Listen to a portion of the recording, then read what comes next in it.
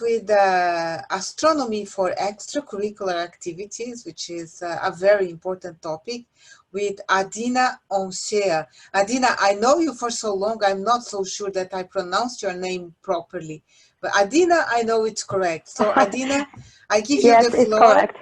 I give Thank you the you. floor. You can please share your screen and commence your presentation. We will let you know when the time is almost up, okay? Welcome on board. Just a second. People in the audience, please use the Q&A to make questions for the presenter, okay? Not the chat, just the Q&A. Thank you. Thank you, Gustavo. That's very important. Your questions on the chat will be lost and we will not see it. There is a Q&A tab here that you should use for your questions. Go ahead, Adina. The floor is yours. Hello, Rosa. Hello, Gustavo. Hello, everyone. First of all, thank you for this opportunity to share our work, everyday work, to introduce astronomy to our students. I'm Adina Oancea from Sibiu, Romania. I work as a mathematics and physics teacher in Colegiul Național Octavian Goga in Sibiu. And here I present how we introduce our astronomy in our, just a moment, how we introduce astronomy in our daily work. I don't see the share button is on the bottom of the window. You have a green button saying share screen. All right. And then you have to choose. Yes. Yeah, you are sharing already. I choose. Perfect. Okay. Is it okay? Now it is, yes. Can you see it? Okay. Yes, we can. I started this this topic with my colleague Ileșan Florina Daniela, a physics teacher. So here we go. Astronomy, as you know, as you probably know, is not included in most of the curriculum in schools. In this case, also not in Romania, but we do find some students that are interested in this subject. So we decided to found an astronomy club in our school. Of course, the activities are in accordance with the students' age, interest. So how do we do it? We usually participate in different astronomy festivals, astronomy contests, or astronomy camps. We usually organize 2 astronomy camps per summer. Of course, this summer, because of the pandemic of COVID-19, was not held. One of the astronomy festivals is we usually participate is the Astrofest. In 2018, it was held in Târgoviște. Our students had the opportunity to meet Mike Simons, who's a well-known astrophotographer. Our astronaut Dumitru Prunariu, the only Romanian who was in space. They were introduced in some subject of light pollution, who were held by Audrey Fisher. All these names have an important resonance in astronomy field.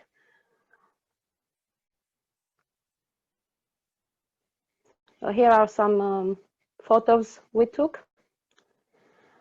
We also participate in national astronomy contests with our paintings. The girl who's next to Dumitru Prunariu won the first prize. All the paintings you can see around them are made by her. She's a very talented girl, although she's studying sciences, not arts. So it's quite interesting that she has this nature. These were the 2 prizes. Cosmina Boranjic, now she's going to 12th grade, and Sebastian Oancea with astronomy, photography, photo astronomy, 2nd grade. We also won a prize in a national last year in 2019 National Astronomy Contest called the National Scientific Creativity Olympiad. Our 3 students had a project entitled "Let's Colonize the Moon." All the topic was to colonize the moon with ants. It was quite fun for them. It was a interdisciplinary project which involved both physics and biology. They had lots of fun while they did their research. So the project gathered 3 other individual projects. The first one is about researching the ant structure and behavior, how they interact to each other. This was the biology part. The second part was a physics project on the study of possible propulsion systems. We tried to launch a rocket. They had lots of fun, and the third one was a robotics project. Also, robotics is not included in the Romanian curriculum at this age, secondary schools. And they tried to build a rover for the transportation of the ants on the moon surface. Here we are with our prize, with a jury. And the last part of my presentation includes our Astronomy Camps collaboration with the different organizations in our country. We do camps for students. They are usually in the nights we are stargazers, but during the days we also try to watch observe the sky. We create sundials.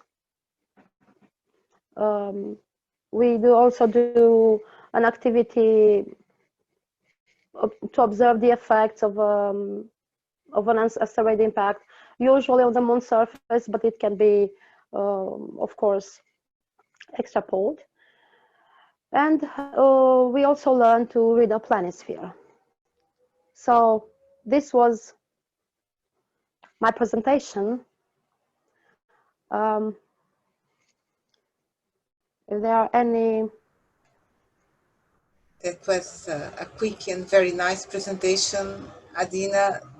Thank you. I found it really amazing. Never thought about doing a colony with ants. I wonder if they would. I wonder if they would survive on the surface of the moon or on the surface of Mars. We had this idea after that project China had done with the plants. Mm-hmm. They survive a couple of hours, probably ants or maybe bugs, which we know that have that they can survive in a radioactive atmosphere. Maybe it's an idea. Maybe someone can do it. Well, I've heard that one of our speakers was Bernard Foing. He presented during the weekend, and he was discussing with us because he's involved in this missions to explore Mars, and he was sharing with us that the European Space Agency is seriously producing cockroach. They have factories of cockroaches, because it seems that is the clean ones that don't carry bugs with them are suitable for us to eat. So okay, I don't think I want to go to Mars or survive there, but actually they are very resistant animals, or Yes, yes, they are. and so I wonder how, I mean, potatoes and crickets or cockroaches. Actually, in Japan, I saw once a caramel cricket. So I don't know, maybe this is the solution. Well, we have a question here from Irsad Mahid. Are astronomy camps just for several ages, or it can be any people that can join to participate? So is this to actually particular people or ages or groups? So how does it work? We usually take students from 5th to 11th grade, usually. And any student can participate, anyone can join, or it's just from your school, or how does it work? Anyone whose interest can join, for sure. We also go in other camps. For example, I was, as an adult, with some friends a couple of weeks ago, also for stargazing and so for the new eyes, and it was quite fun. And there were students and there were adults. And you Was take okay. telescopes with you, and people can take their Yes, telescopes as yes. well? Telescopes, cameras. They can learn something about astrophotography, Mm-hmm. the exposure, and so on. And for these activities, with this is the one that I love the most, the activity with the ants. Do you also bring this experience to the classroom? Do you use this opportunity to share with them some curriculum content? Yes, yes, yes, we did. Uh, in fact, there were three different projects, and we gather it as one. A biology project, robotics, which was also an extracurricular activity, and that propulsion rocket we tried in our schoolyard. And me and my colleague, we said, okay, let's do something for the National Olympiad. And we did this. We gathered all three, and we thought it was a good idea. One of our well-known physicists was in the jury, and he was very excited about this idea also, because it was something new, something innovative. There is a question here from Adriana Nevi. Are the Astrocamps financed by a school or institution, by the school? No, usually they are financed by students, or when we have some opportunities with some ONGs or something like that. And we have Gayatri De Silva. I know he's from Sri Lanka, or she. We apologize, but this thing with names is really complicated. So Yes, it is. Gayatri, I'm sorry for that. Our astronomical society is 9 years old, and we are doing outreach programs for remote schools. That's very interesting. Can you Yes. please give suggestions to do projects with Arduino? We don't use that much Arduino. It was expensive to buy for the students. We didn't have the money enough. But of course, there can be a Raspberry Pi. I think it's better than Arduino, on my opinion. I don't know, different kind of rovers, different how to send a message somewhere in the space or something like that. They can do lots of things. I know ESA, European Space Agency, has a training camp for teachers. And they also involve this topic on Arduino, on robotics. I think they use the Raspberry Pi, actually the Yes, modified Raspberry one. Pi. Yes, yes, The yes, modified one that they call the yes. AstroPi. AstroPi, yeah. Yeah, there's some. They have some tutorials online on how to Yes, do and they how have. to integrate. If you search for the education office of the European Space Agency, Zero offices, you might find the information that there. I also think that NASA has a whole set of lessons using Arduinos. Arduino, yes, Yeah. yes, they have. But yeah, you are in the right group. So yesterday I have shared with everyone the link to join the WhatsApp group for GHOU. I will share today again, and I'm sure that if you bump this question there, you will find people willing to help with this mission. For sure. Okay, Thank you. Adina, thank you very much. Thank you.